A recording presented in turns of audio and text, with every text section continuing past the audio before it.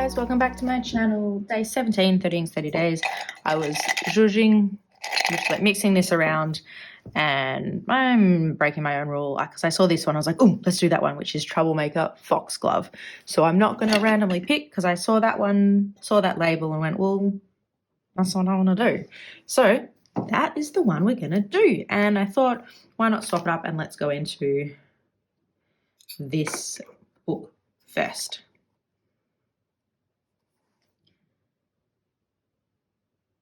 So for those doing 30 inks, 30 days, you're like fully in it. You're over the halfway mark. Do you think you're going to make it to the end? Are you still enjoying it, or is it getting a little bit tedious now? What are you feeling? I'd love to know. Oh, look at that chromo shading. That is so beautiful. Is it going to be too light? Right, I'll stop singing because nobody needs to be subject to that. That is way too cruel of me. All right, let's maybe write in here. So this is Troublemaker. Now, I have to say, the two Troublemaker inks that I've used so far, Kelp Tea and Milky Ocean, have been so dry. I really haven't enjoyed using them. Interested to see if this is different or not, but that has been my experience. I haven't used lots of Troublemaker inks, so I take that into, account and consideration, but the two I have used thus far in pens, it just hasn't been an enjoyable experience, to be honest. This ink, you can see straight away getting some bits of chroma shading popping out. It writes quite nicely there, dark enough. You can see the pinks and the blues coming together to form that really beautiful purple with quite a strong pink undertone, actually. All right, let's jump over. That was yesterday. Still loving that. Let's jump over here. And nope, there's nothing in there.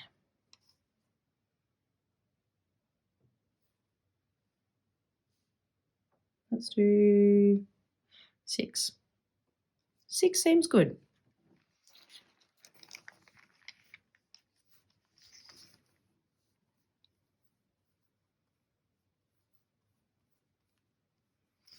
I can't actually think of anything this is familiar to. Milky Ocean's definitely on the bluer side. Robert Oster is on the Robert Oster Go-Go is on the blurpular side. It's not going to look the same as that. And purple-wise, nothing's jumping out at me right now either. So that's always interesting. Swatch looks beautiful. How about I zoom in a little?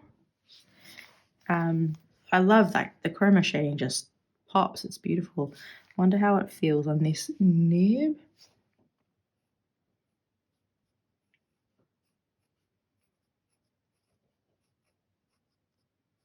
Feels okay, but I don't think that's a true test. We need to put it into a pen and do longer writing samples. Feels actually better on the fine for what it's worth.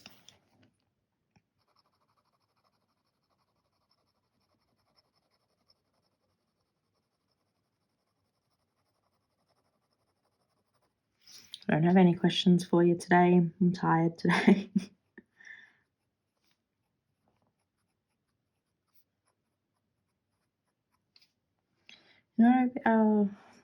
It's not a question. It's a thought, maybe. I've been thinking about what is it about ink swatching that is calming? Because it definitely has a meditative quality to it, doesn't it?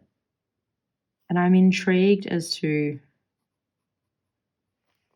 what about it, because it's not just that doing it's calming, watching. So the visual medium of watching other people swatch is also calming. And what is it about it? When I do it, what I find calming is it puts me in a zone.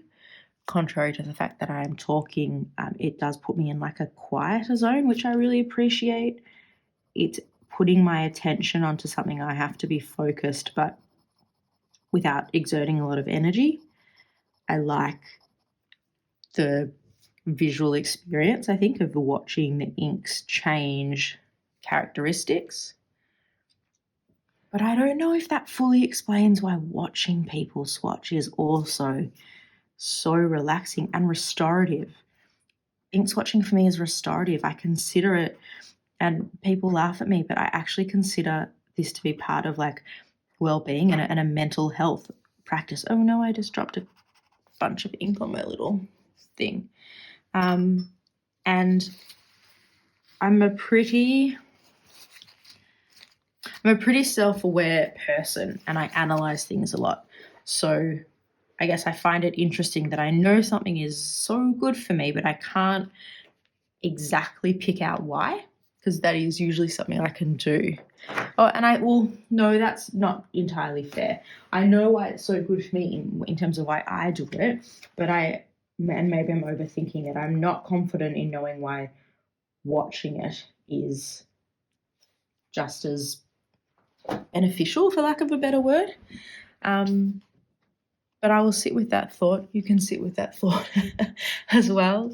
I'll leave it there for today. Day 17, Troublemaker Inks Foxglove, a beautiful purple blurple chroma shading ink. There's that one again.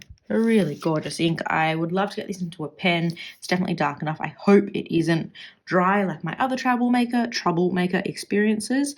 But there's only one way to find out, and that's to pop it into a pen. If you could hit like and subscribe, that really helps me out, and I will speak to you guys tomorrow. Bye.